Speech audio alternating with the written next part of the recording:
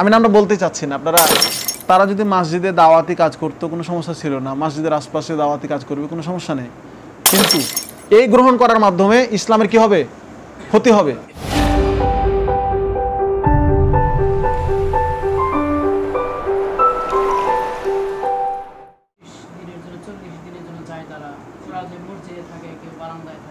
তাদের কিছু কর্মপদ্ধতি ভুল আছে, না হলে কাজগুলো খুব ভালো ছিল, প্রশংসনীয় ছিল, কিন্তু কিছু কাজ ভুল আছে। যেমন সুফিবাদের দর্শন ছিল যে মিথ্যা বানোয়াট হাদিস দ্বারা হলেও মানুষকে যদি ভালো পথে নিয়ে আসা যায় তাহলে মিথ্যা বানোয়াট হাদিস বর্ণনা করা বৈধ।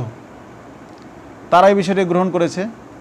মিথ্যা বানোয়াট এবং আপনার প্রয়োজন মধ্যে মন দিয়ে তৈরি করা বানোয়াট হাদিস বলেও মানুষকে কী করে? আকৃষ্ট করে। এক নাম্বার। 2 নাম্বার হচ্ছে তারা এমন কিছু বিষয়কে নির্ধারণ করেছে যেগুলো ইসলাম কি করে নাই? নির্ধারণ করে নাই।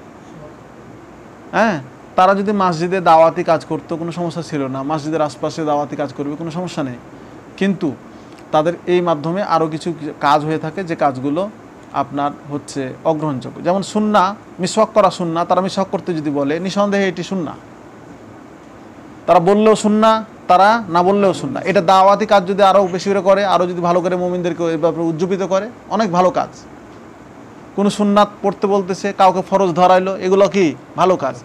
কিন্তু এর মাধ্যমে যদি আপনার ইসলামের নামে যদি অনইসলামিক কিছু বিষয় ঢুকে যায়, এই যেটা আমি বললাম একটা বিষয় যে হাদিস বানোয়াট হাদিস কী করে দেয়, তাদের আলোচনার মাধ্যমে ঢুকিয়ে দেয় মানুষদেরকে নিজেদের দিকে আকৃষ্ট করার জন্য অথবা ইসলামের দিকে আকৃষ্ট করার জন্য মিথ্যা বানোয়াট হাদিস বলা, এটা ইসলাম কি করে না? সমর্থন করে না। আশা করছি বুঝতে পেরেছেন, বুঝা গেছে না? লা তালবিসুল হাক্ক বিল বাতিল, তোমরা হাক পে বাতিলের সাথে মিশ্রণ করো না। চলেন, থাকতে তো পারবো, ওরা নির্দিষ্ট করে কি নাকচ করা হয়েছে, আপনারা বুঝতে পারলেন আমার কথাতে? আলোচনায় বুঝতে পারেননি না? আমি কি আবার বলবো কথাগুলো?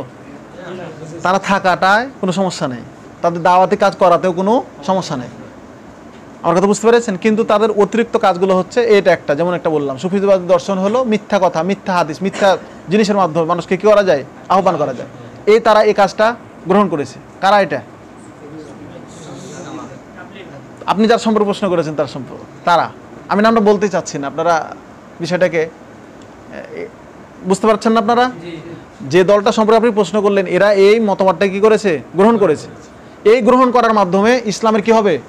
ক্ষতি হবে।